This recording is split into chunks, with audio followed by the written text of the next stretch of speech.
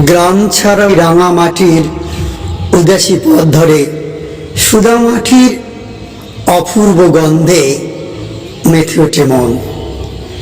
এমনই এক প্রকৃতিতে দূরে যখন পাখির কলকাকলি কানে ভেসে আসছে, তখনই দেখছি পুকুরের জলে, শান্ত সমাহিত জলে কয়েকটি হাঁস ঘরে ফেরাবার তাগাদায় ব্যস্ত।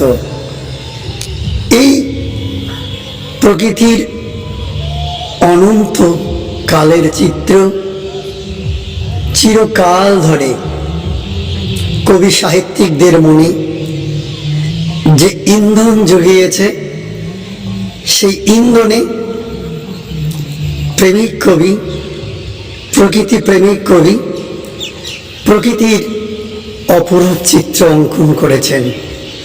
এরূপ চিত্র দেখে কবি জীবনানন্দ দাশ বলেছিলেন, বাংলার মুখ আমি দেখিয়াছি, তাই পৃথিবীর রূপ খুঁজিতে যাই না আর।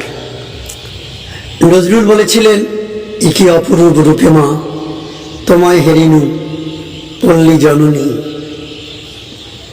ফুলে ফসলের কাদামাটি জলে ঝলমল করে লাবণী।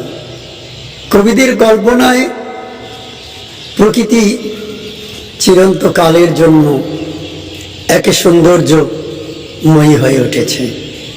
আজ আমার কল্পনার মাধুরী মিশিয়ে আমি আমার বাড়ির পাশের ছোট্ট নদীটি, যা সোলানি নামে পরিচিত, তারই ক্ষুদ্র একটি চিত্র অঙ্কন করব।